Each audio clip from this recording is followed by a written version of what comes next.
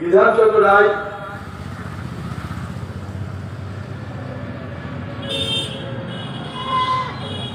খুব সঠিক অর্থে একজন মহাপুরুষ ছিলেন, একজন রাষ্ট্রনেতা। ভারতবর্ষে রাজনৈতিক নেতা বহু আছে। সমস্যা ভারতবর্ষে যে ভারতবর্ষে রাষ্ট্রনেতা নেই, বা থাকলেও তারা বিরল।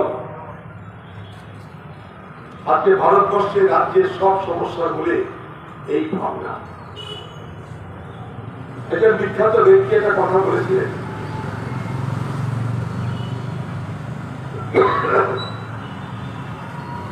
যে politician thinks for election, but statesman thinks for generation. অর্থাৎ আমরা যারা রাজনীতি করি তারা নির্বাচনের কথা ভাবি, আমাদের নির্বাচনে কি হবে, নির্বাচনে জিতবো কিনা, হারবো কিনা, নির্বাচনে জিততে গেলে কি করতে হবে, কাকে ভরকাতে হবে, কাকে প্রলোভিত করতে হবে, কাকে টুপি দিতে হবে, কাকে বিভ্রান্ত করতে হবে, কাকে প্রচারণা মহিত করতে হবে। অর্থাৎ আমরা যারা রাজনীতিবিদ কথা বলতে, আমরা যা কিছু করি ইলেকশনের জন্য, আর যারা রাষ্ট্রনেতা হয় তারা যা কিছু করে তা ভবিষ্যৎ প্রজন্মের জন্য। ফারাকটা এই জায়গাটায় ইলেকশন আর জেনারেশন। আমাদের কাজ এক্ষুনি কি করে আমাদের কর্তা হবে, এখনই কি করে আমরা নির্বাচনের ফল, নির্বাচনের ফসল আমাদের ঘরে তুলব, তারপরটা থাকলো কি গেল দেখার দরকার নেই, এবার তো পার করি। এইখানটায় বিধানচন্দ্র রায় আসলে ব্যতিক্রম। এই জন্য তার ব্যতিক্রম ছিল, কারণ তাদের কাছে নির্বাচনটা কখনো প্রাধান্য পায়নি। তাদের কাছে প্রাধান্য পেয়েছিল রাজ্য গঠন এবং দেশ গঠন এবং ভবিষ্যৎ প্রজন্মের জন্য উপযুক্ত পরিকাঠামো, উপযুক্ত ব্যবস্থা, উপযুক্ত শিক্ষা, উপযুক্ত স্বাস্থ্য সবকিছু প্রদান করা। সেদিনের যুগে বিধানচন্দ্র রায় ভারত সেরা ডাক্তার ছিলেন, ভারত সেরা ডাক্তার।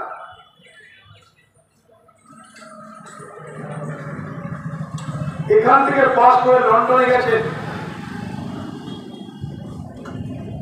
তাকে লন্ডনের হাসপাতালে, লন্ডনের মেডিকেল কলেজে বিধানচন্দ্র রায়কে ভর্তি নিচ্ছে।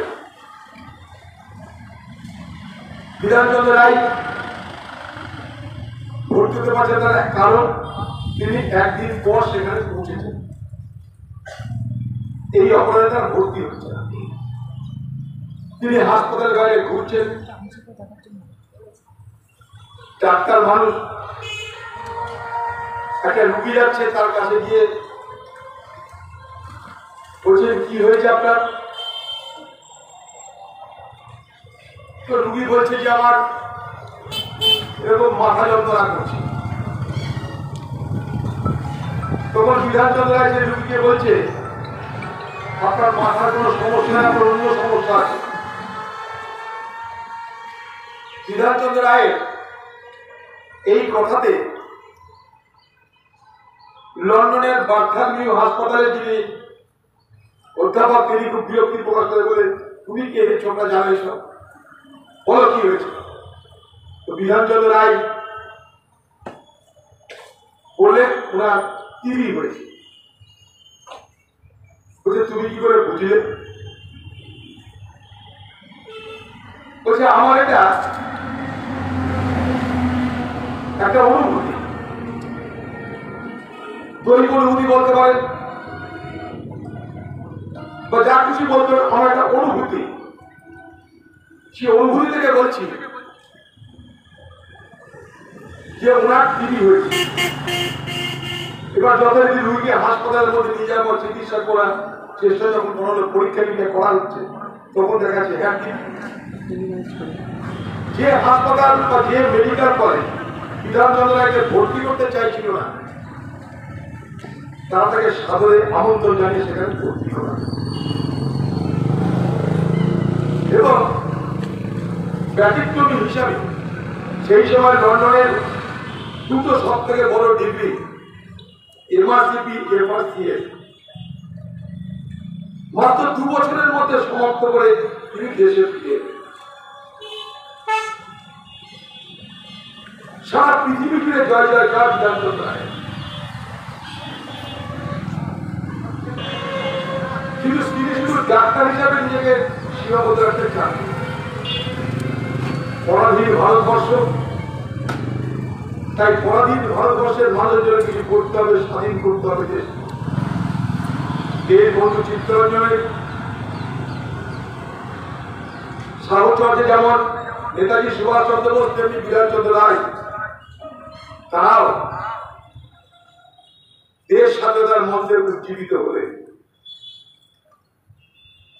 মহাত্মা গান্ধী তার বন্ধু, জওহরলাল নেহরু তার চিরাইনা তাকে নাম ধরে ডাকেন, বল্লভভাই প্যাটেল সেই রকম একটা ব্যক্তি তিনি পুলিশের মার খাচ্ছেন, জেলে যাচ্ছেন ভারতবর্ষের স্বাধীনতার জন্য। দেশ স্বাধীন হওয়ার পর তিনি মুখ্যমন্ত্রী হলেন। তিনি আজকে যে নীলরতন সরকার হাসপাতাল শিয়ালদাকে নেমে যেতে হয়, ক্যাম্পের হাসপাতাল নাম ছিল তখন, তিনি সেখানকার ডাক্তার ছিলেন। ও রুগী দেখতেন। সেই দিনে অর্থাৎ আজ থেকে 75 বছর আগে রুগী দেখে হাসপাতালে চাকরি করে প্রতি মাসে তার রোজগার হতো 42,000 টাকা। আজকে মনে করুন সেটা 60 থেকে 70 লাখ, 1 কোটি করে টাকা। 75 বছর আগে 42,000 টাকা রোজগার করতেন প্রতিদিন, রুগী দেখে ডাক্তারি করে, সরি মাসে। তিনি যখন মুখ্যমন্ত্রী হলেন তিনি তখন বললেন যে আমার মাইনে কমিয়ে দাও, আমার মাইনে দাও 14,000 টাকা। পাবেন এরকম আজকালকার কাউকে দেখতে?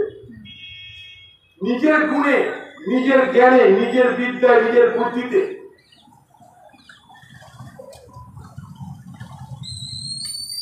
নিজের রোজগার ছেড়ে দিয়ে মানুষের সেবার জন্য পেশা তো ছেড়েই দিল। নিজের যে রোজগার, সেই রোজগারটা 3 ভাগের 1 ভাগ নিয়ে মানুষের সেবায় ব্রতী হল।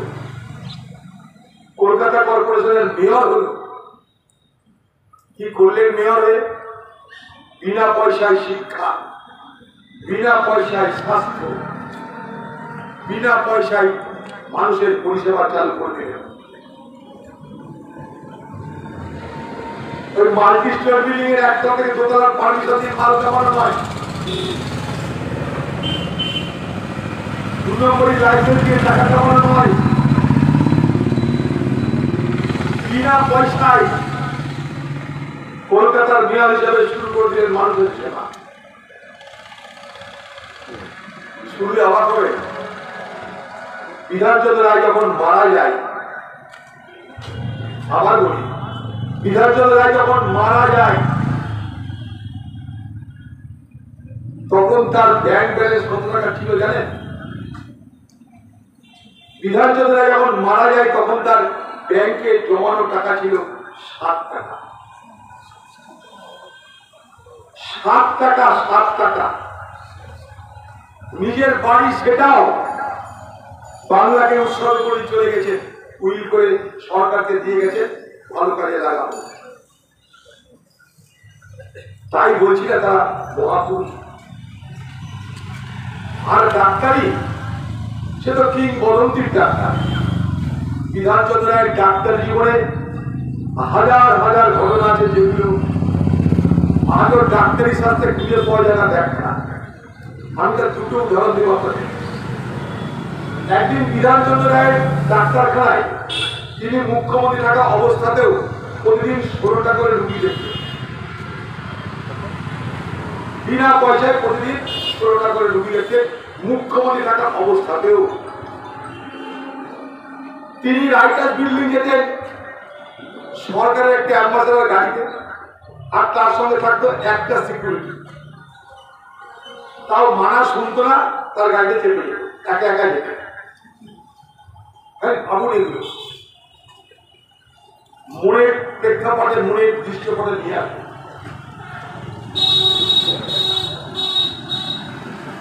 একদিন একটা রুগী এসেছে, তার মাথায় প্রচন্ড যন্ত্রণা, প্রচুর ডাক্তার দেখিয়েছে, কিছু হয়নি। যন্ত্রণা সে থাকতে পারছে না, ছটপট করছে। বিধানচন্দ্র অনেকক্ষণ দেখলে, দেখি তাকে ইঞ্জেকশন দিলেন ঘুমানোর জন্য। আর বাড়ির লোককে বললেন যে তোমার রুগী যখন ঘুমাবে তখন তার কানের পাশে পাকা কাঁঠাল ফাটিয়ে দিয়ে কটা কুয়া বার করে রেখে। রুগীর বাইরে তো অবাক, রুগীর মাথা যন্ত্রণা, সে এখন ঘুমাবে, পাকা কাঁঠাল তার কানের দুপাশে রেখে কুয়া বার করে অপেক্ষা করতে হবে। তো অবাক তার চোখটা কি হবে? বিধানচন্দ্র রায় যখন বলেছে তখন শুনতে হবে, তাই বাড়ি গেছে। ইঞ্জেকশন দেওয়ার পর রুগী ঘুমাচ্ছে, ঘুমন্ত অবস্থায় তার বিছানায় তার কানের দুপাশে কাঁঠালের কয়েকটা রোয়া বেঁধে দেওয়া। কিছুক্ষণ পর দেখা যাচ্ছে কানের ভিতর থেকে সারি দিয়ে পিঁপড়ে সব বার হয়ে আসছে, সব পিঁপড়ে বার হয়ে আসছে কাঁঠালের রোয়ার পথে। ছোটবেলায় কাঁঠাল মিশে গেছে, এখন তো কাঁঠাল খান না, এখন কাঁচের খান। তো ছোটবেলায় কাঁঠালে আমরা দেখতাম। তো বিধানচন্দ্র রায় তাকে বললেন যে তুমি তো পানা পুকুরে স্নান করো, তখন তো এরকম ছিল না সাবার কল, পানা পুকুরে চান করো, তোমার কানের মধ্যে পিঁপড়ে ঢুকে গিয়ে এই পালটা বাজিয়েছে, তাই আমাকে এই ব্যবস্থা করতে রুগী সে।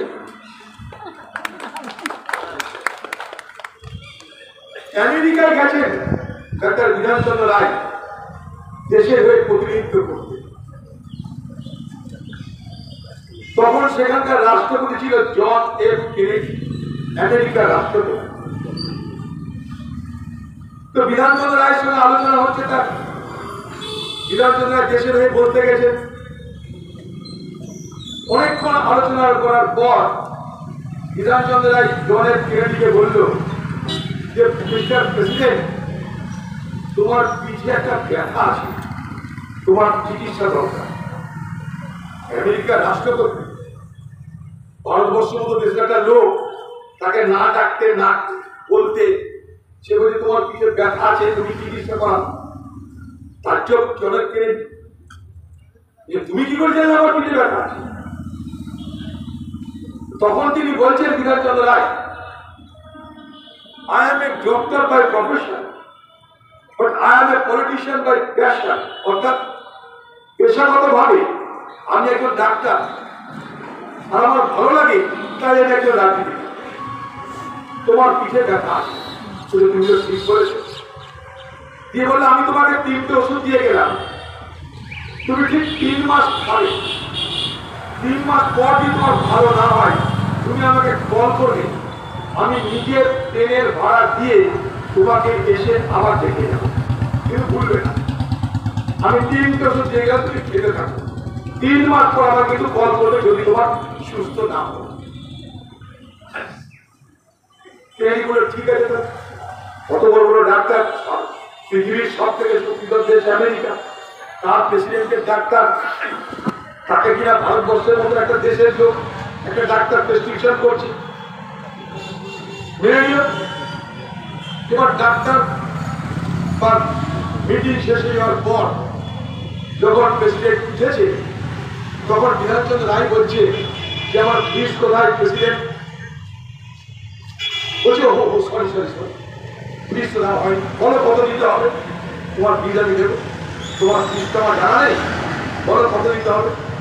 তো বললো আমার 400 কোটি টাকা দরকার, আমি কলকাতার থেকে এসেছি, কলকাতার উন্নয়নের জন্য TMDA করতে হবে, আমি ক্যালকাটা মেট্রো ডেভেলপমেন্ট কর্পোরেশন করে আমি কলকাতাকে আধুনিক শহর করতে চাই, তো আমার ভিজিটারে 400 কোটি টাকা দাও।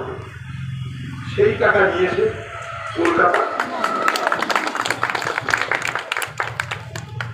এরকম একটা নয়, কত যে বিধানচন্দ্র রায়ের সম্পর্কে তার ডাক্তার জীবনের কাহিনী আছে, তা ব্যাখ্যা করে শেষ করা যাবে।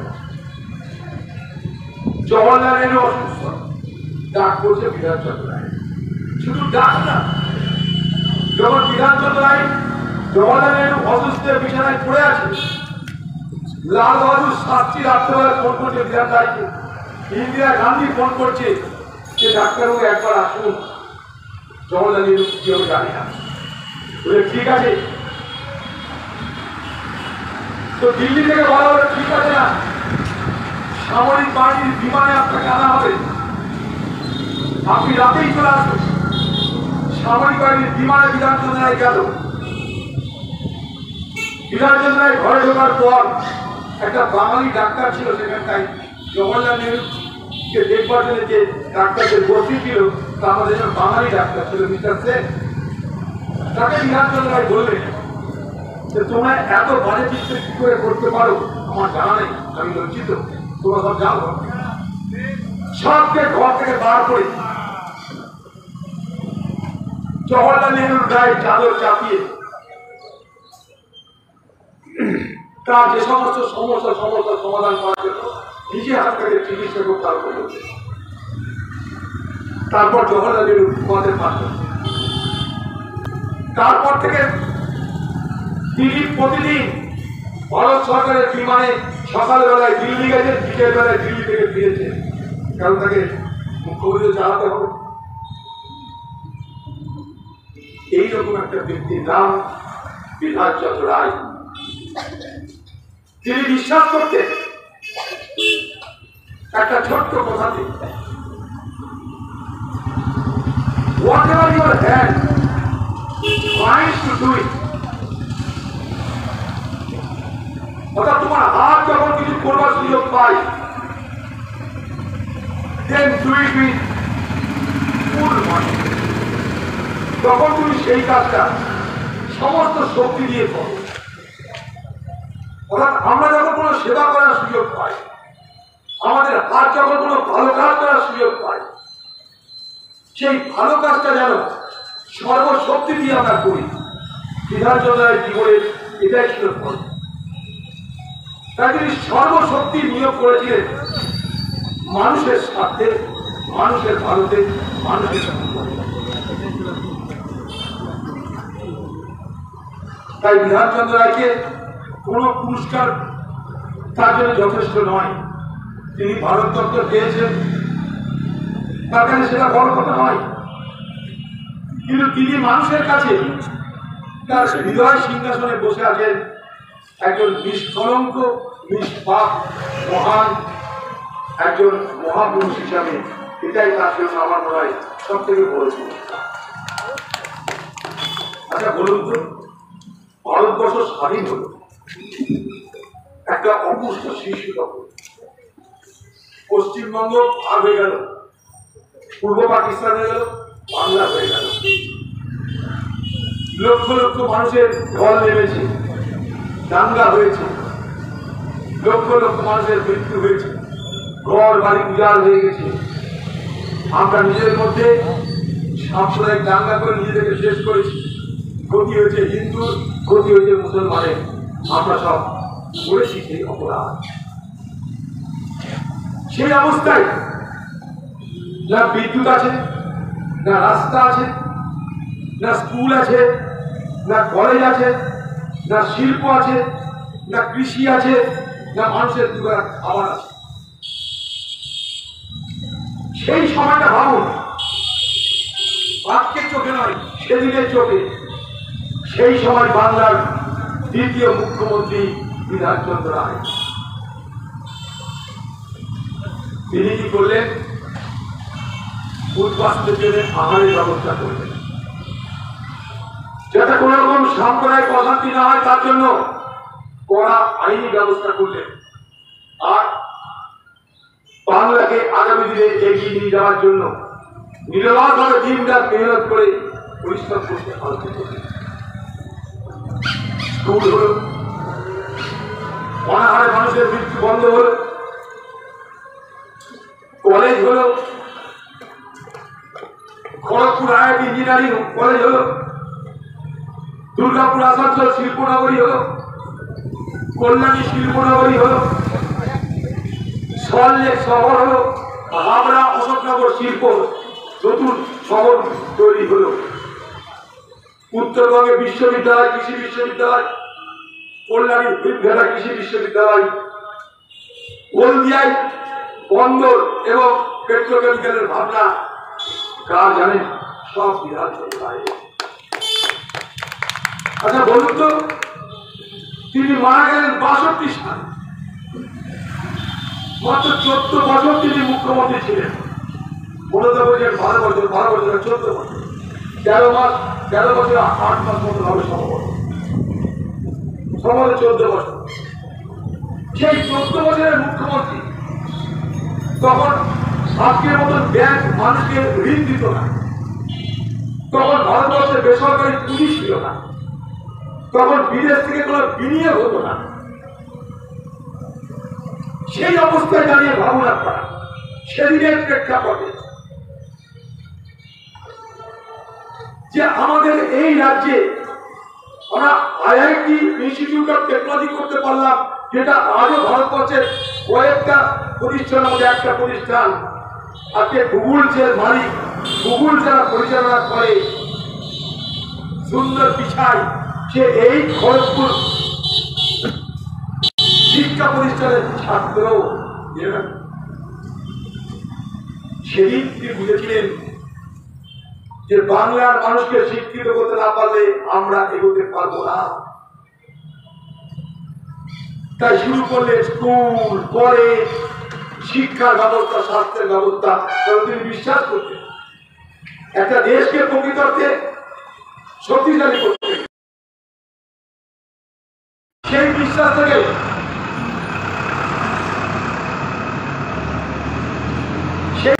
থেকে তিনি শুরু করেছিলেন শিক্ষা এবং স্বাস্থ্যের প্রসার।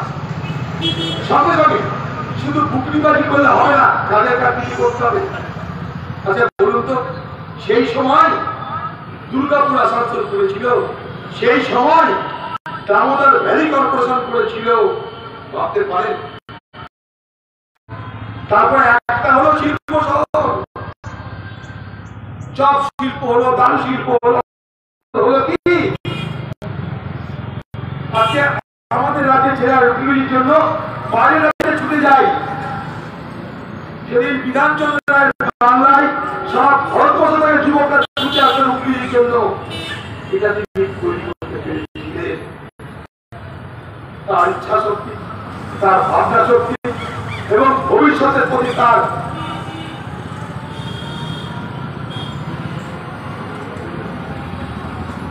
যে দর্শন, উন্নয়নের যে দর্শন, তার সেদিন সম্ভব করেছে। সেদিন বাংলায় আজকে বলেন রাজনৈতিক হিংসা তিনি করেননি। তিনি ভোটে হারিয়েছিলেন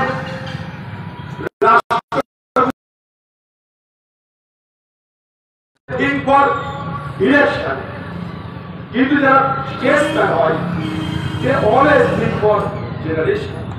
তাই তাদের সেই ভাবনা বেঁচে থাকুক, তাদের সেই ভাবনা আগামী প্রজন্মের মধ্যে প্রবেশ করুক।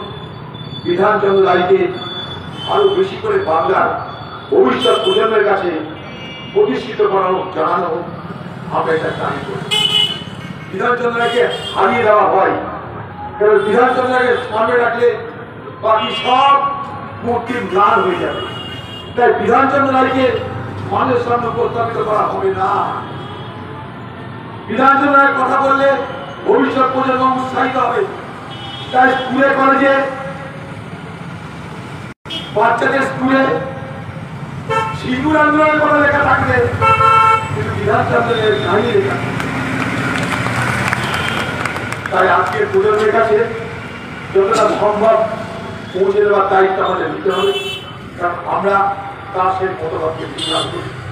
বিধানচন্দ্র রায় এমন একটা যুগ পুরুষ যার জন্মদিন মৃত্যুদিন এক দিন। এই মুর্শিদাবাদের এই বহরমপুরের আরেকজন বিখ্যাত ব্যক্তি, আরেকজন মহান আত্মা রেজাউল করিম সাহেব। আজকে তারও মূর্তিতে আমরা মাল্যদান করবো, তাকেও আমরা শ্রদ্ধা জানাবো এখান থেকে বেরিয়ে গিয়ে। তাই বিধানচন্দ্র রায়, রেজাউল করিম সাহেবরা এরা পৃথিবীতে কখনো কখনো আসে। এইসব মহান আত্মা ভগবান আল্লাহ নির্দেশে হয়তো কখনো কখনো পদার্পণ করে, তাদের ছাপ রেখে যায়। যেটাকে যদি আমরা বহন করতে পারি তাহলে আমরা নিজেরা উন্নত হতে পারবো, ভাবনার বিকাশ আমরা আমাদের মধ্যে ঘটাতে পারবো, এবং আমরা শুধু নিজেকে নয় সকলকে ভালো রাখার চেষ্টা করতে পারবো। তার জন্মদিন মৃত্যুদিন বিধানচন্দ্র রায় একই দিনে। তাই আজকে তার জন্মদিন হোক, আজকে তার মৃত্যুদিন হোক, সর্বোপরি তাকে স্মরণ করি, তার আত্মার প্রতি শ্রদ্ধা, প্রণাম, নমস্কার জানিয়ে সকলকে আমার ধন্যবাদ জানিয়ে আমার কথা শেষ করতে চাই।